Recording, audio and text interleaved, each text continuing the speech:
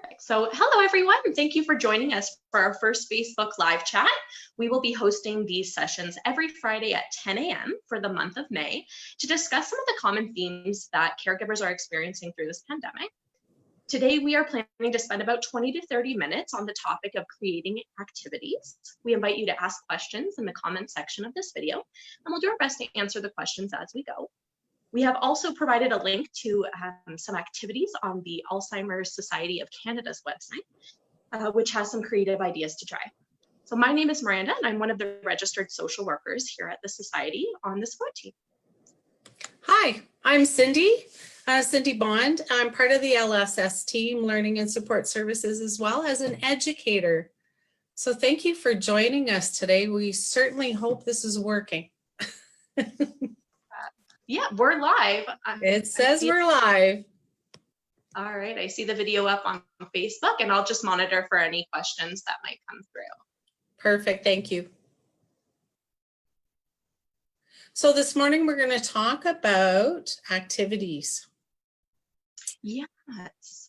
Because of the pandemic, we have in our conversations with caregivers, both Miranda and I, the topic of conversations is activities has come up several times. How do I keep my person engaged while at home, and very little support going into the home right now. So absolutely. So Cindy, I'm sorry, I'm just trying to pull up, I can see the video on Facebook, but I'm just trying to pull it up so I can monitor for questions. That'd be great. I'm not seeing the comments section. So just bear with me for a minute. Okay. I'll keep talking. Okay. Because I can do that so well. So I'm not sure if any of you have met us live, but you may have. Sure. I think Miranda and I were chosen to do this because we're kind of chatty, perhaps a little bit. Maybe just a little bit. Maybe just a little bit. So we have our coffee. This was given to me by my oldest son, and Miranda's the superhero here. Her cup even has a name, so that's awesome. I love that. So that's a reminder to caregivers to keep your sense of humor in this time. Especially with the news, people were going to be reintegrating slowly, which is good news, I think. But we still have to stay mindful, definitely. So Cindy, I've got the comment section up. So let's dive into some of the ways that we can create activities for people living with dementia, particularly during a time where we're all at home a lot more than we typically are, and without a lot of the help that caregivers typically get from family or respite services. Right. Yeah. So what do you think is most important when you're talking to caregivers or people living with dementia about creating activities? I think setting the stage for the activity is almost more important in some respects as the activity itself. So time of day, I would definitely consider as a caregiver, is it a good time of day for an activity for you as well as your person? I know for me in the afternoon, I get tired. So maybe activities for me in the afternoon aren't the best time. In the morning, typically, but everyone's different. Right. Maybe someone takes a little bit longer to get to wake up, and they need their morning coffee, and having an activity right in the morning might not be the best time of day for some people. Right. Yeah. But definitely something to consider. And I think it's so important too, Miranda, that caregivers check in with how they're, like if they didn't have a good sleep, or they're tired, or maybe wake up with a little bit less patience.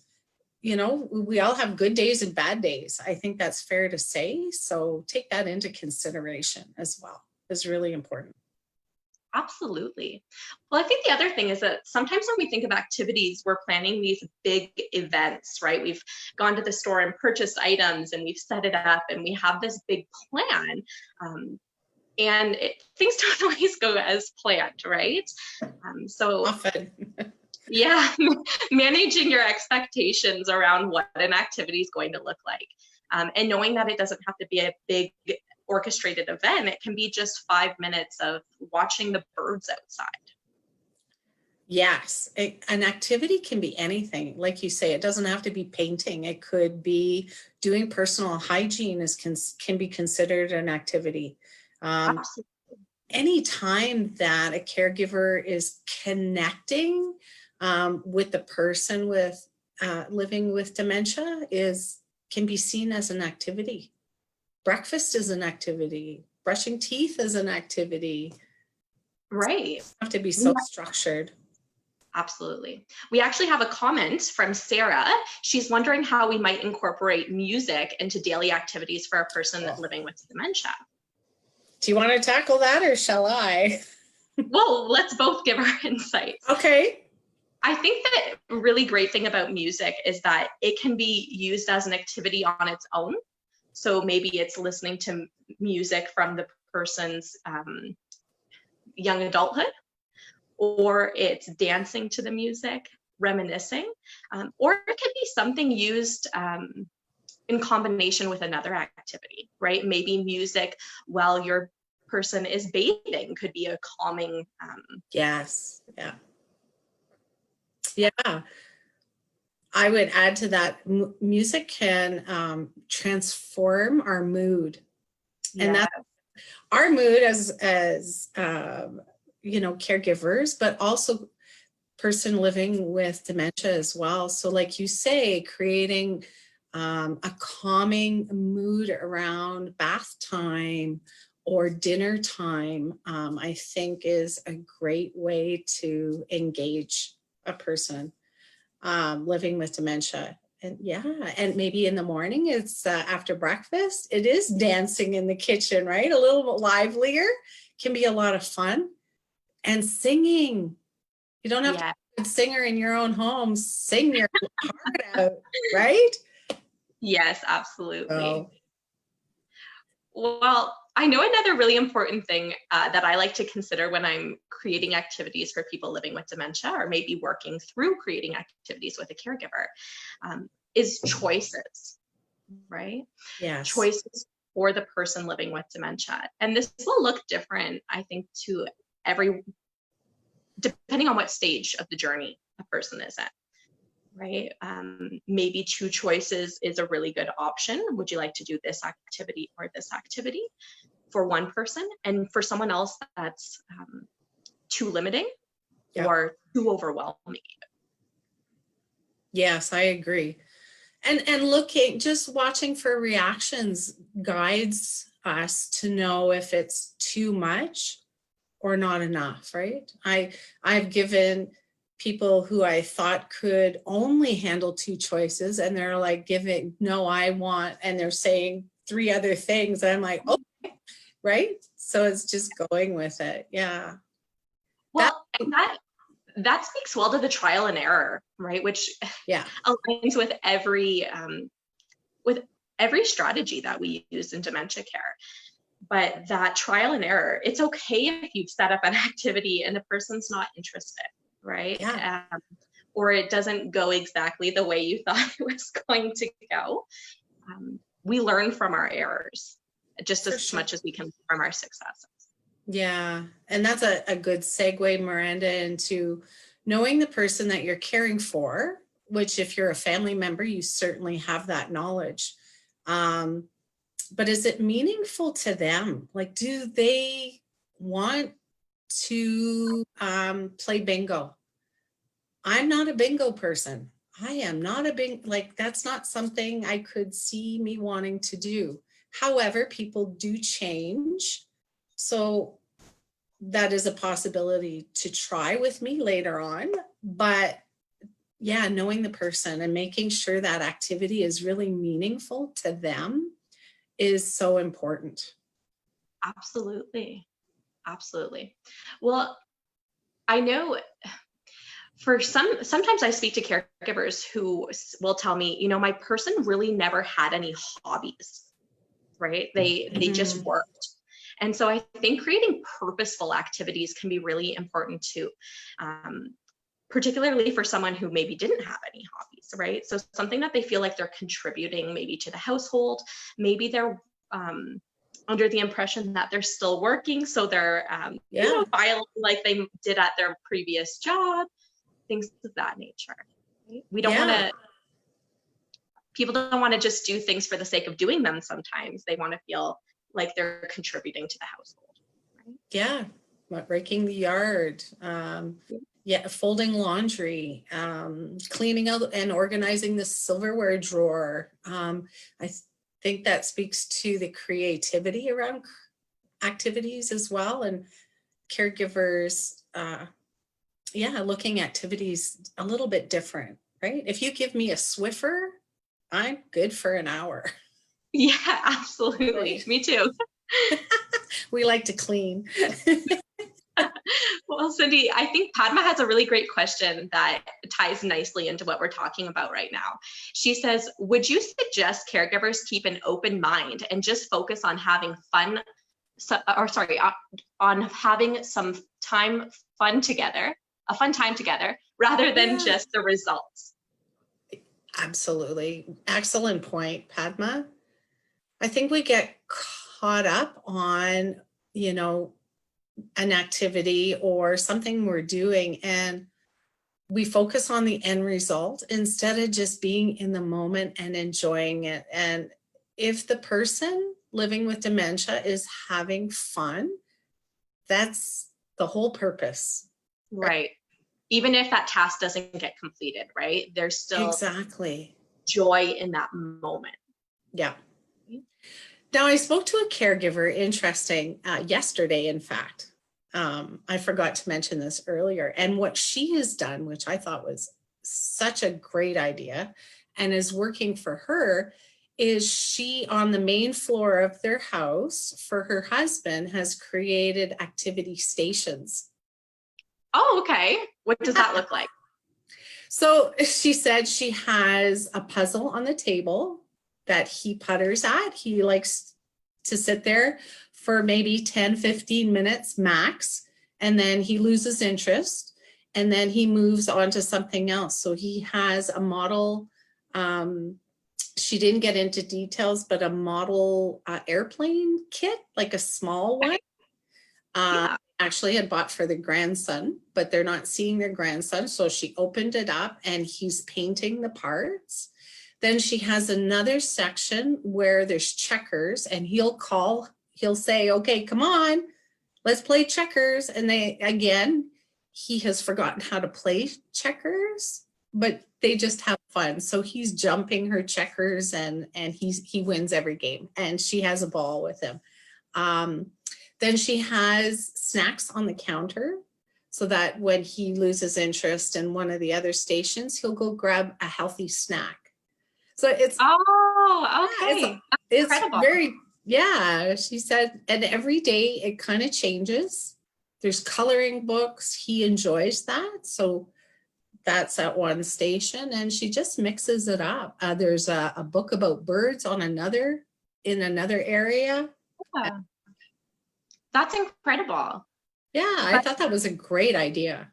Yeah, that actually reminds me of another point that is really important, or can be really important, is to set your person up for success, right? And it kind of goes along with not focusing on that end result. I think a lot of caregivers, of course, are trying to slow down a progression. And so they want to keep their person cognitively stimulated, right? And so they're oftentimes pushing their person to do puzzles that maybe they don't enjoy, or maybe are not able to do at that particular stage of their journey. Yeah. So again, that just goes along with not focusing on that end result, and it's more the doing than what the result is, right? Now, Miranda, we've talked about this before, and I'd like you to share with your viewers a great story about your grandpa and how an activity was adapted for him. Yeah, I'd be happy to share. So my grandfather is a person living with dementia, and he was an amazing artist growing up.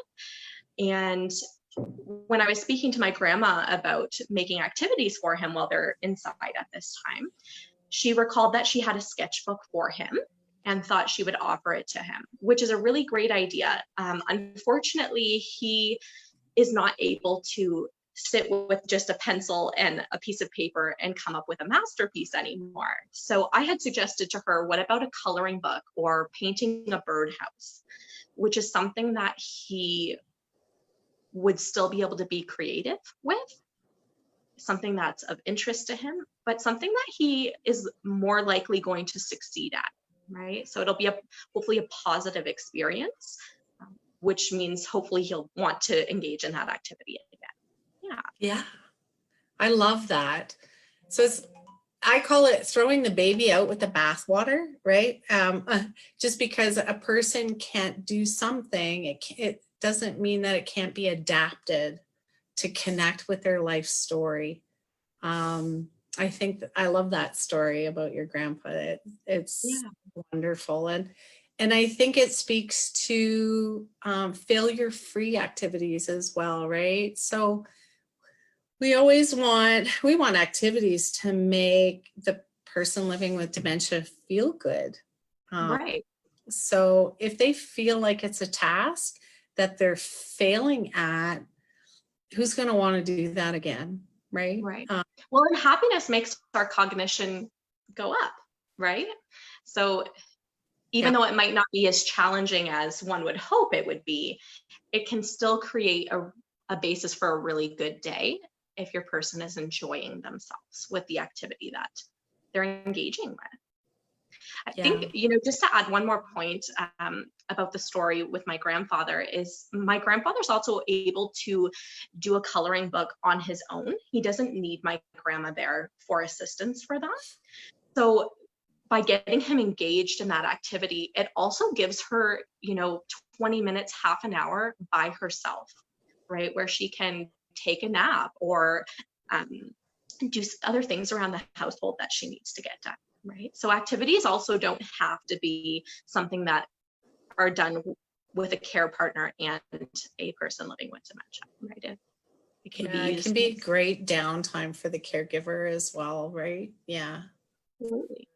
So Cindy, we actually have another question from Padma. She's wondering, what if the person says they do not want to do the activity you planned?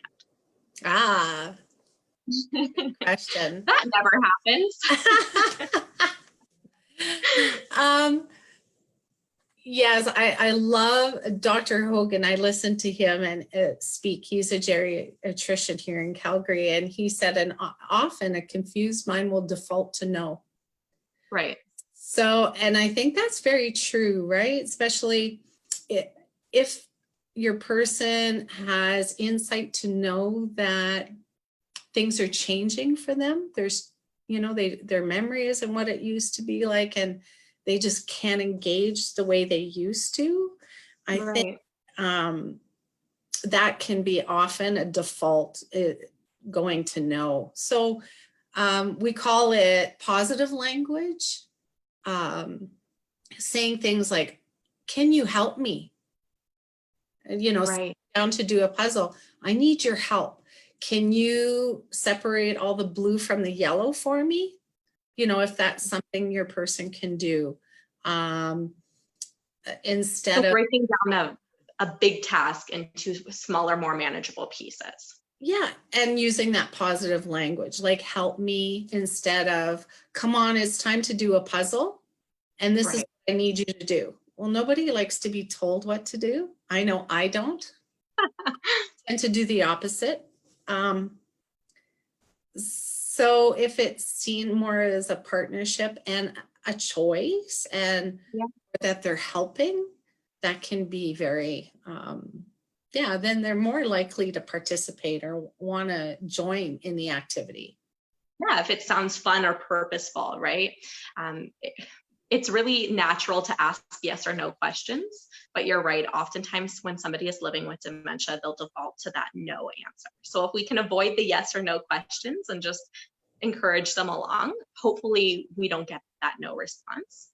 But if we do, that's okay, right? And if the person is interested, that's around managing expectations, right? You might spend time and money setting up an activity that your person doesn't want to do. So just be mindful of that when you are creating an activity, that it might not be something they're interested in. And I think, just because they don't want to do it today or this morning doesn't mean they're going to don't want to do it in the afternoon as well, right? Like us, we change our mind. We have good days, we have bad days, so do they. So taking that into consideration. Yeah, and vice versa. Something that was really successful one day might not be successful the next day. For sure. Yeah. We have a lot of activity suggestions at our disposal, and there's a link on our Facebook page, but we have other ideas as well. So if you need to connect with us, we can certainly share those with you. Absolutely. There's actually another question, Cindy, from Trisha, and let's see if I can see it. There we go. So are there any engaging online activities that you would suggest? Yes. For the person living with dementia, I'm assuming is the question. So which ones are you aware of, Cindy? I don't know of specific ones, to be honest, but they're in an activity guide that we do have at our disposal. And there's like virtual tours of museums. Yeah. There's paint by number. There's Sudoku. There's search a word online. Well, in games like cribbage, you can get online, things of that nature. So if that works for activities, don't have to be dementia specific, right? It's about meeting the person where they're at. So if that's something that an online game or a virtual reality headset is something that you think being the expert in your own family would be worth a try, then give it a try. If it doesn't work, it doesn't work, right? We try something else. I'm all about free. So I have done this since isolation. I will Google search free apps, and there's lots out there that I play on my iPad that are, just fun to pass the time. Yeah, absolutely. You have another question? No, there's just some great comments down below about multiple different things.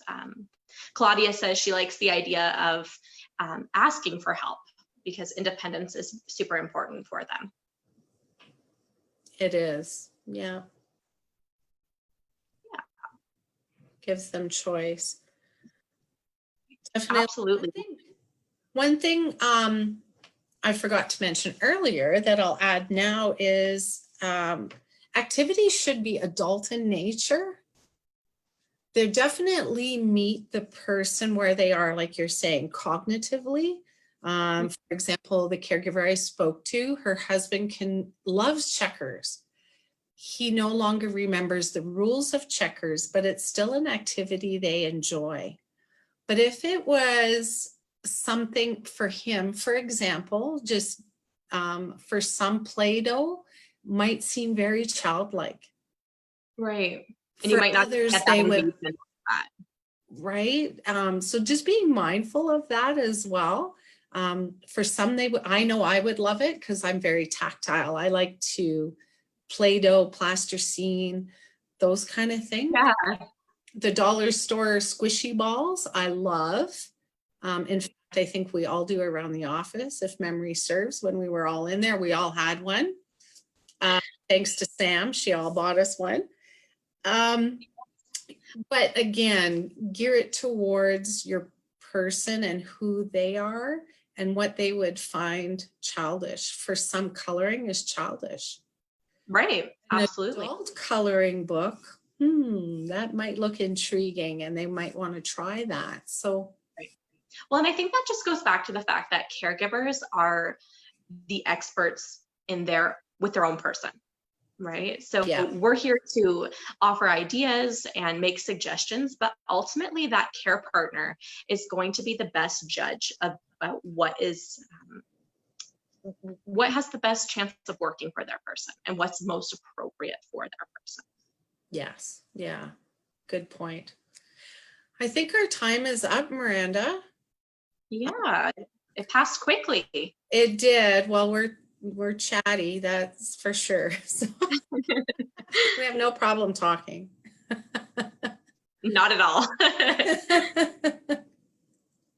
So I want to thank everyone for tuning in and joining us. We will be back every Friday for the month of May, right, Miranda? Yeah. Yeah. At 10 o'clock, we'll be going live. Our next topic is repetitive questions. Yes, that's something I'm hearing a lot about in my calls. Yes. So we're getting these topics from talking to caregivers. So our next one we want to talk about is repetitive questions that caregivers are challenged with. Right. So next Friday. So stay tuned. We hope you enjoyed today. Please add your comments or any future conversations you'd like us to talk about. That would Yeah, absolutely. And don't be afraid to like, share this post so that we can reach more people and get some more engagement and ideas from other caregivers and people living with dementia. And if you have any questions or would like to speak one-on-one with a member of our support team, we've provided the contact information, both the phone number and the email, in the heading of this live session. So please contact us and we'd be happy to discuss this topic or any other topics further. Thank you again. I'm going to attempt to disconnect now, so be patient. Thank you, everyone. Thanks, Miranda. See you later. Bye.